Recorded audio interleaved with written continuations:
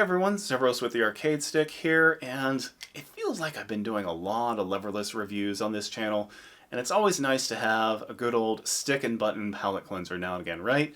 Well, Monster Joysticks sent this over. It's their deluxe USB unit, and as you can see, it's a little guy. It's made out of acrylic, and stick, 6 buttons, buttons on the side, and button in front. Man, there you go, right? Anyhow, I'm going to be doing my usual treatment, overview, little look at the insides, look at some lab time, pros, cons, and finally wrap it up with, is this worth your money, worth your time, and just, is it good? So let's get started.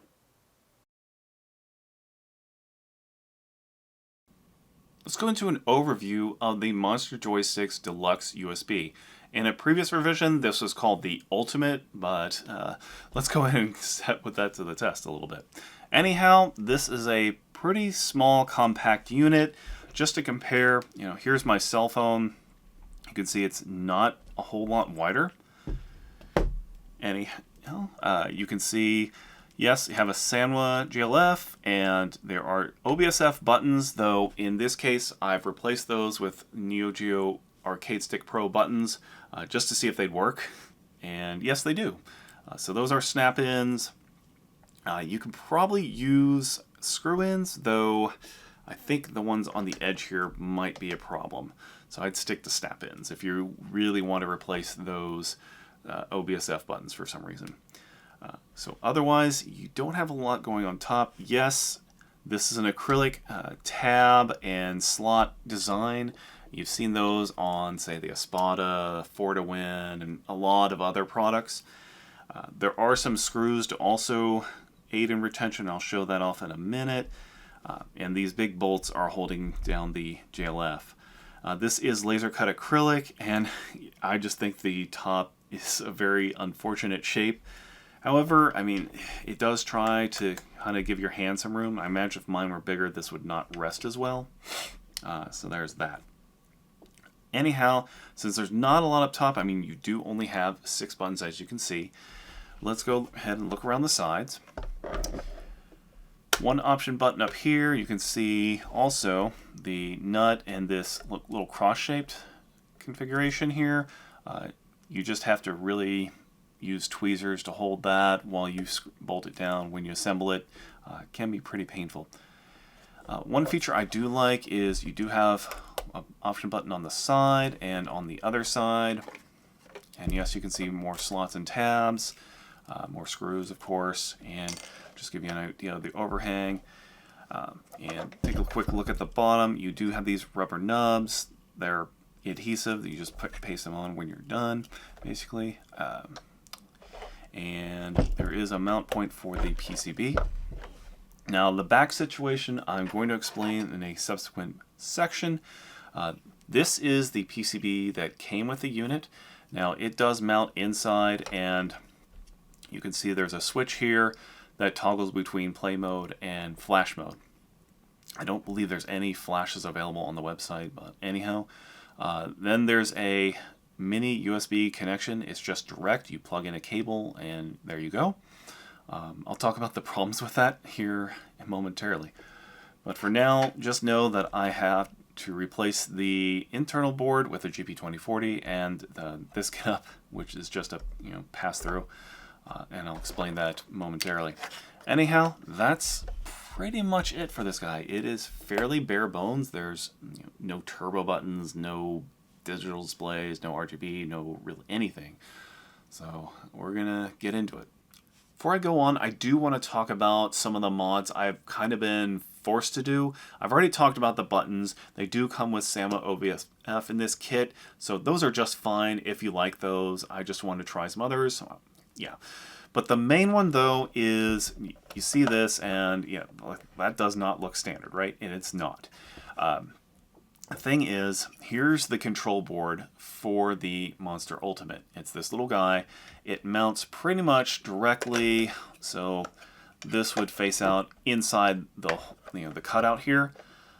Now, while transporting this up and down stairs with the box with other stuff, somehow this USB just broke loose. It just broke. And I tried soldering it back on.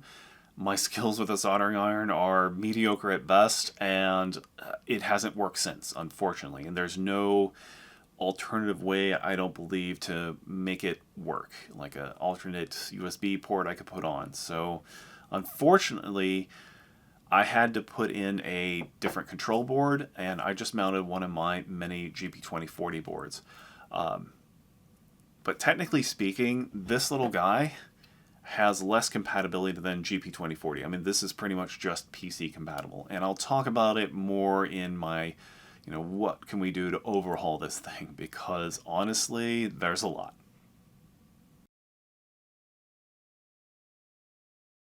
Let's talk dimensions about the Monster Deluxe here. So at its widest point, you're looking at about 9 3/4 inches or thereabouts, and that's about 247-ish millimeters. So vertical wise, you're talking about just about 6.5 inches, maybe a little bit more, and that equates to about 165 millimeters. Width-wise, let's say with buttons, you're looking at just over 2 1/4 inches with about just shy of 60 millimeters. And if you add the joystick, that's another 2 1/4 for another 57-ish millimeters, thereabouts. As far as weight for the Deluxe, it's a fairly lightweight 1 pound, 7.6 ounces.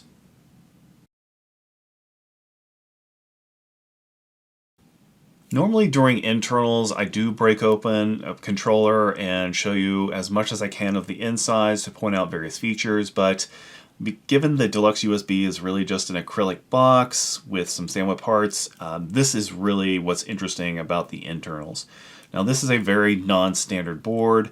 I don't like it, I'm going to say that much, just mainly because this USB port is exceptionally prone to breaking, especially the way it's mounted, because you mount directly into this. You connect straight into this, and if anything bends, pulls, whatever, mine broke just super easily. And I tried to resolder it on, but my micro soldering skills leave much to be desired, so it's I either fried it somewhere or another way, I don't know.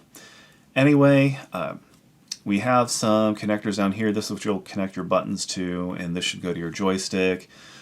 There is a little program port here thing, but it's obviously doesn't have anything soldered on, so if you have the skills, I guess you can do it. There is a little switch here, and it's labeled flash. So I haven't seen an application for this, but I'm assuming that you turn that to one way and you can connect and flash the firmware on this. This doesn't look like an RP2040 chip. I can't really tell what it is, to be honest. It's really small. But anyway, there's just a few transistors, etc. So really, this is the star of the show. And there's really nothing exciting on the back. So yeah, this little guy, I don't understand why they're going with this instead of, say, GP2040, which is probably as cheap, doesn't cost anything to develop, has well executed variants already since the advanced breakout board, and it works on more systems even.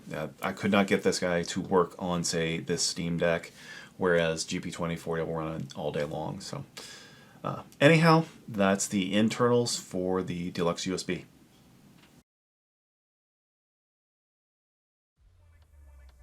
Tired of your bare and boring Fightstick?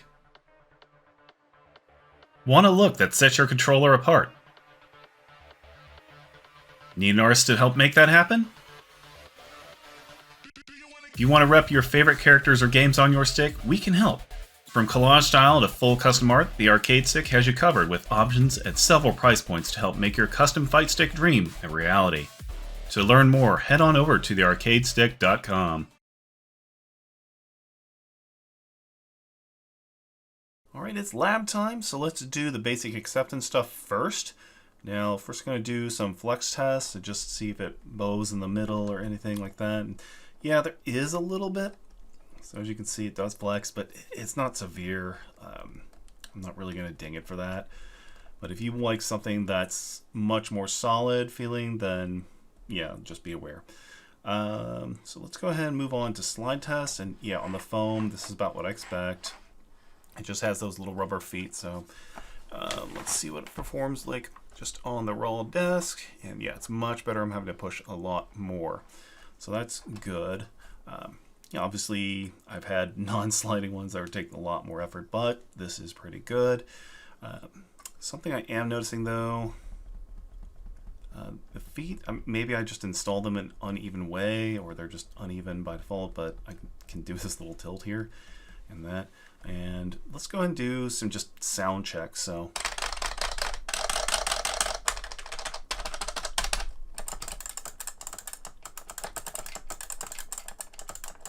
now, to be fair, these are not the included buttons. The Sanwa button is though.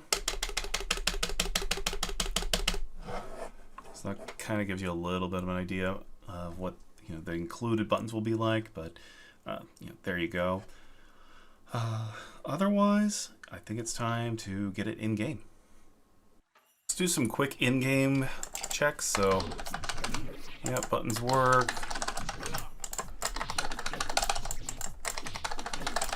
Trying to hit that old Bishamon combo. And something I've probably pointed out already is that, yes, you want to use all three. They are spaced apart quite a bit. So if you have big hands, that might be good for you, but for me, it's not great. Another thing is, let's see if I can do a 360. Yep, I can. At least that side. If I try on the other side, can I get it? Okay. One thing I am noticing is, okay, when you get a little violent, it does tend to tilt this way, just because there's not a lot of weight to this at all. Yeah.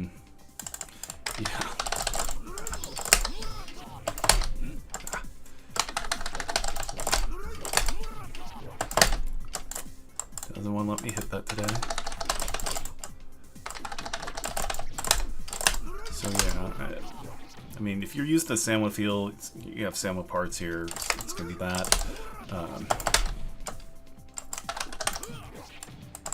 Now, because I don't have enough buttons, I did assign like select, home, start on the sides. So that means I don't have the RB and right trigger. Unfortunately, it's just too small to really fit them in.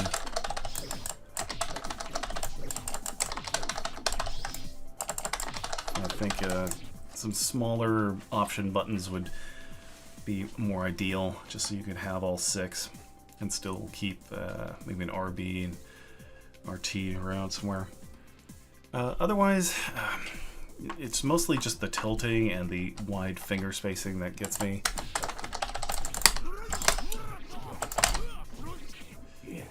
I can hit things reasonably well, so...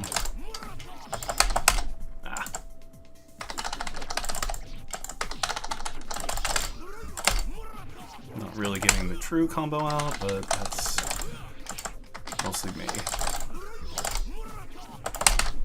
Well, anyway, so yeah, it's mostly those two things that we don't have a standard layout. Sanwa stick performs fine, buttons perform okay. It's more the layout more than just pressing them is a problem, and it's really just this tilting. Imagine if I got pretty violent and didn't have my hand here, it would tilt the other way too. So I don't know if there's a way to really fix that as it is. Let's do a quick Steam Deck check on the Monster Joysticks Ultimate USB. Alright, I have it plugged in. I am using a little USB A to C adapter, and as you can see, it does not work. No response in the lever or the buttons. This board is just not compatible. I've tried different things like plugging in a USB-C adapter to give it power while I connect it via A. It still does not work. This board is just incompatible. So unless you replace it with, say, a Brook or a GP2040, this guy is not going to work on your Steam Deck. But just to give you the length you're going to need here, I'd say it's about 9.5 to 10 inches to be comfortable. I'm putting this pretty close as always to just show you the minimum amount setup. And the Steam Deck is the limiting factor here for width at about 11.5, 12 inches. So yeah, I'm just trying to see if I'm in a very cramped environment, how close can I put this? Even if it's uncomfortable to play as, just for those airplane or train situations. As you can see, it does not work, fails that test, unfortunately. Let's wrap things up with a quick rev review. So just to see if the claims there are good, etc. First result on Google, Deluxe USB Arcade Controller Kit. So that's the product page, which is fine. If we look through, it's just telling you, yeah, it does come with sandwich entry parts. It does come with the interface, joystick cable, etc. So that's all good. And it says joystick cable, but it's really a mini USB to USB-A cable. So yeah, there's that. So nothing bad here. And there is a link directly here to the assembly page, and this is pretty well done. I like the pictures. They're pretty clear. It does give you clear instructions. I think assembly video would be nice, but given that this shows you step by step pretty well, that works too. It does say, here's the compatibility systems: PC, Mac, Linux, Pi, or Mister. So in my testing, yeah, I definitely made sure it worked with PC.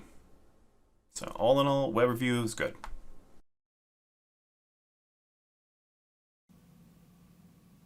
It's now time to go into what I liked, what can we improve upon, and I think you guys know, I feel like this guy needs an overhaul, something fierce.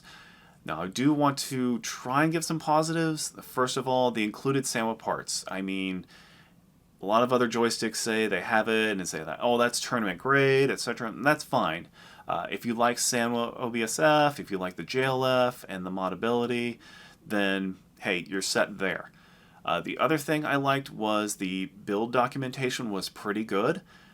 I would like to see maybe a video of how to build it as well, just because some people are kind of that visual, not reading type, and it might be easier for them. But outside of those, let's go over the list. So let's talk about how to rebuild the Deluxe here. First of all, I would rather a longer and maybe somewhat flatter, none of this overhang stuff. This just seems to me like, yeah, it's pretty firm, pretty solid, kind of, but I think a hard hit is going to snap and crack this, especially on these edges that are just overhanging. I don't trust it. If it was a hard material like metal, sure, but why? I would just like this to be cleaned up. They even have other joysticks in their lineup that have a longer, slightly flatter design, and I feel like they're just better. If you look at something like the Espada, or the Fortowin, or the Bread and Butter, or just any other acrylic slot and tab system, it's just the longer and flatter offers more stability. It's too easy just to kind of tilt this guy or move it around just from normal play, and that's really irritating. So I definitely want a longer, flatter design, and none of this overhang, or very little, right? Maybe just some slight accents, but this whole thing just makes me uneasy. I'd feel worried about traveling with it because I just feel like this could catch a corner or something and crack, just cause disaster. It's just, it worries me a lot. While we're on build, next up, we've got to fix this layout. We need a standard Vuelix, Noir, Sega 2P, I don't care. Make it a standard layout, and when we're making this wider, let's go for 8 buttons. The gap between these buttons is very noticeable. If you have large hands, maybe this appeals to you, but even people with large hands, I know, still play on one of those standard layouts. And yeah, so I'm not sure what's going on here. In addition, I'd like to see 6 option buttons. That's my minimum, really. You have L3, R3, touchpad, start, select, home, whatever they're calling it on whatever system. Those are the basics. A turbo 7th would be nice, but I'm not holding my breath. Anyhow, I do actually like having the option buttons down here, or at least, as additional ones, because if I want to play some virtual pinball, this is actually kind of good. I can, just sit back and play like that. And that's great. So that is actually one thing I didn't mention in the pros that I would probably keep in the new redesign. But otherwise, we need more options. We need the buttons laid out in a standard manner. And please, 8 buttons. I know some of you, maybe 5% of you, like the 6 button, don't want any more. But I think 95% of folks are looking for an 8 button controller. Let's go into the last thing I really want to mention in build, and it's this guy. I talked about it earlier, how it snapped this little USB connector, and it's just unacceptable to have your only way to link to the system directly connected like that. It is so easy to break. This thing does not take much pressure. I mean, I was not shaking the box I was carrying it in, and it just came off. And I was trying to hook this up one time after I got it back, and it's like, wait a minute, where's the port? And I was like, well, now I got to take it apart and do all the rigmarole to put a new board in. And these aren't available separately either. But I want to say, ditch it. That whole board setup is terrible. Let's just get some standard GP2040 or Brook or whatever, and do away with custom PCBs. There's no reason to have that when GP2040 is so cheap and so powerful. I just don't see a reason for a custom PCB. Also, let's integrate a standard pass-through. I just can't recommend them enough. Just connect the board to that, and then you can have a removable cable. You can replace that cable. It's much cheaper to replace that cable than it is, well, this guy or any other board. So that should be the standard here, and that's what most of these setups, these slot and tab acrylic board setups have. So why not here? So that's our build quality, well, how to overhaul the shape and such, as well as the feature set, which we don't have a lot of. Okay, what about customization? As is, there's none. We've got to have a clear acrylic layer for artwork. We have to have a template that's freely available, both in, say, Photoshop and in vector format. So, if, like I love laser cutting. I want to be able to laser cut, some paper, do some overlays. Definitely have those two available. It's always nice. Yes, you can customize the buttons, and with a JLF you can customize that. With other parts, they're not included, and the button set included, it has certain colors. They're basically the Xbox colors that I sort of replicated here, which is fine. It would be nice if you could order this with the button configuration that you want, at least the color configuration, right? So if you want all blue, if you want all yellow, if you want all gray, you can get that. As it is, you pretty much have a, here it is, that's all you get. I don't feel like that's very deluxe at all. I should be able to custom configure that. Also, as far as customization, if we're going to overhaul, up top, I want a clear acrylic layer so that we can insert artwork on the top at minimum. I know other sticks allow you to have clear covers on pretty much every side, so you can put artwork everywhere, and yes, that would be great, but let's start with small things, right? Let's just start with that top acrylic clear layer so we can insert artwork, and then maybe in later revisions, you can add that stuff. One last thing for customization is, well, even if you don't want clear acrylic covers or whatnot, or just not everywhere, what if we could have different colors available for the base acrylic, right? It's kind of got a Henry Ford situation going on where you can order a Model T in any color you like as long as it's black. Well, this is the only color you can get on the Monster Joysticks Deluxe. It would be nice to have white or just an array of other colors if that's possible. Even if it's, just so we see the sides, the bottom that are in the color of your choice, that adds the customization factor. Now, I usually talk about portability as well as the other factors that go in this. And right now, this is kind of portable, but I wouldn't trust it, especially with this situation. If you left a cable attached or something like that, or if it just takes a stray hit, really, that could break. These sides just drive me crazy. I just don't like them. I'm sorry. I want something a little tighter and a little less unfortunately shaped. So there's that. I believe with a longer, flatter, you might be giving up a little bit of portability, but I think it's a worthwhile sacrifice because you're just going to have something that's more stable, maybe a little bit flatter, and just more comfortable to play on when you have 8 buttons available. It's time to close out this review, and it's time to ask if the Monster Joysticks Deluxe USB is worth your time, your consideration, and your money. Now, if you've been watching the review up to this point, you know that answer is absolutely not. I'm sorry, I have to do this. Usually any product I get on here, there's things I like, things I don't like, and I'll point those out, and I'll try and point out a use case even for controllers that I may not get along with, right? For example, the Cosmox B16 or the mini board, I'm not a big keyboard kind of feeling person, but I can respect that there are people that come from a keyboard background want to play that way, right? But on this guy, there's just so many better options if you're willing to spend just a little bit more money, right? Yes, it does use standard parts, but when there's a critical design failure where the control board is directly exposed and so easily breakable, yeah, that just is an instant no thank you. I'm sorry, I can't recommend it just because of that alone. If this used a proper pass-through, then I could start to, okay, yeah, sure, but with that critical design flaw, cannot recommend it at all. Now let's pretend they use a pass-through. Is it still a good recommend?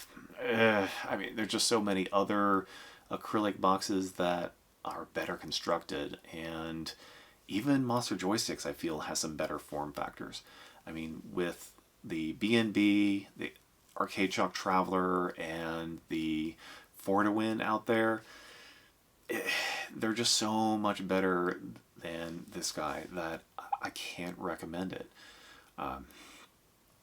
With them having more options, more durability, and just being all around better, yeah, they might cost a little more in the long run, but if you buy this and the control board snaps, then you either have to get a new one and pay that difference anyway, or you have to upgrade to another control board and kind of jury fit it like I did, and you've spent more money anyway.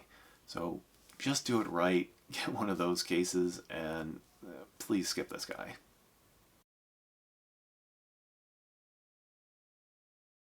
Hey everyone, I've got a kitty, and yep, you know what that means. It's time for the YouTube refrain where I ask for your likes, your comments, and your subscriptions. If you found this content, helpful, insightful, informative, humorous, entertaining, whatever, then please leave a like. And of course, if you want to leave a like just for Sammy here, please do so. She'll love it. I'll let her know. Also, if you have comments, questions, suggestions, etc., you know where to leave them. Go ahead and do it. If you had a favorite section of the video, let us know. And if there are sections you're dying to see in these videos, let me know too. All right, last thing is subscriptions. You know how it works. If you want to see more of my content, then hey, hit that subscribe and bell, and once I release a new video, you're going to get that notice. And you know how YouTube works. Well, that said, she's getting a little squirmy, so I'm going to sign off. The arcade stick.